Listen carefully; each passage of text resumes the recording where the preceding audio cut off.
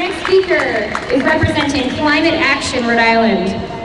Before that, let's chant a little bit to get our way up here. So we're going to say, what do we want? Climate justice. When do we want it? Now! What do we want? Climate justice! When do we want it? Now! What do we want? Climate justice! When do we want it? Now! Please welcome Kendra Anderson.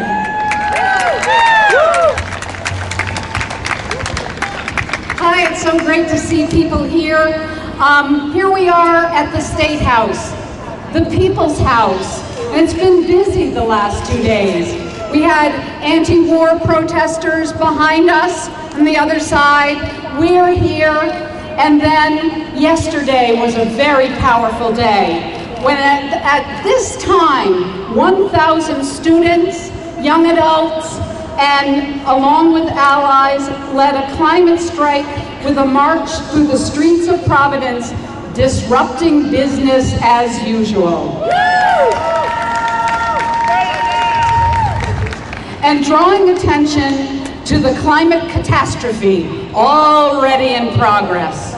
Millions of people around the world did the same. We marched and protested the inaction of our local, national, and world leaders on climate change. We marched to let them know this is a crisis, a catastrophe. Forests and wildfires are burning. Hurricanes are killing and displacing thousands of people. Seas are rising, overtaking islands and making them unlivable. And here in Rhode Island, frontline communities are rushing their children to hospitals with serious breathing problems, including asthma. Rhode Island is one of the fastest warming states in the U.S. and became the first state in the lower 48 whose average ocean temperature rise has already exceeded 3.6 degrees Fahrenheit, or the 2 degrees Celsius the Paris Agreement warned us to not exceed. Rhode Island waters have become a hotspot and an early warning siren of climate change. Yesterday and today are perfect examples of how we, the people, are standing up and letting our politicians know the time for action is now.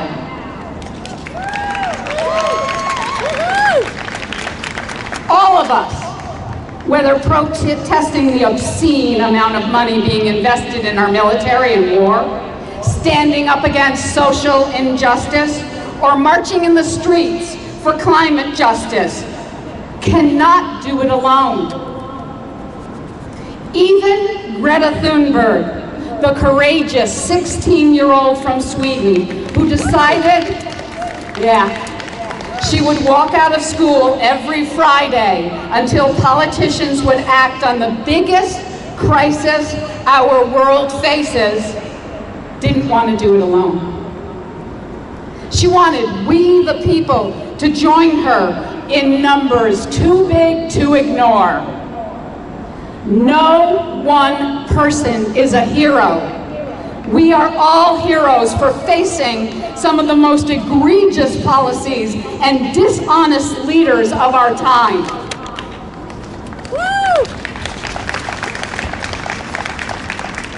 I'm a climate activist and organizer with Climate Action Rhode Island, and the crisis is on my mind every day. I was in disbelief and anger at the end of Rhode Island's legislative session, when not one piece of meaningful environmental legislation was passed by the whole General Assembly. What are they waiting for? Overwhelming scientific evidence is in. Real-world disasters are happening at an alarming rate.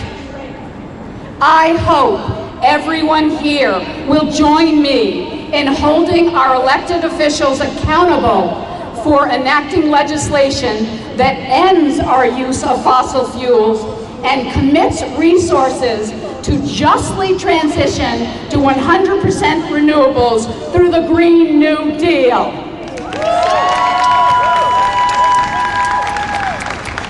Because if we can't sustain life on this planet, all the other important fights might not matter.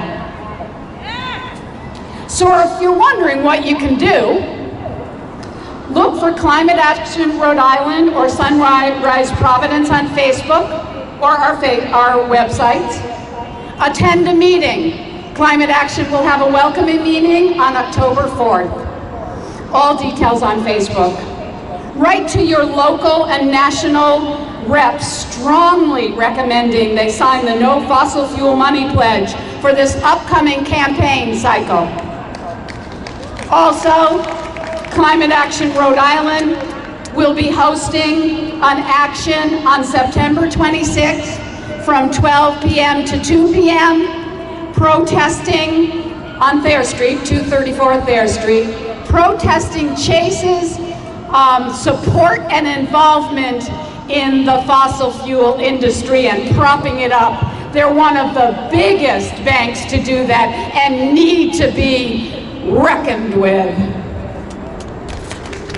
So, I'll leave you with one of my favorite Sunrise Movement chants. Ain't no power like the power of the people, 'cause the power of the people don't stop. Thank you.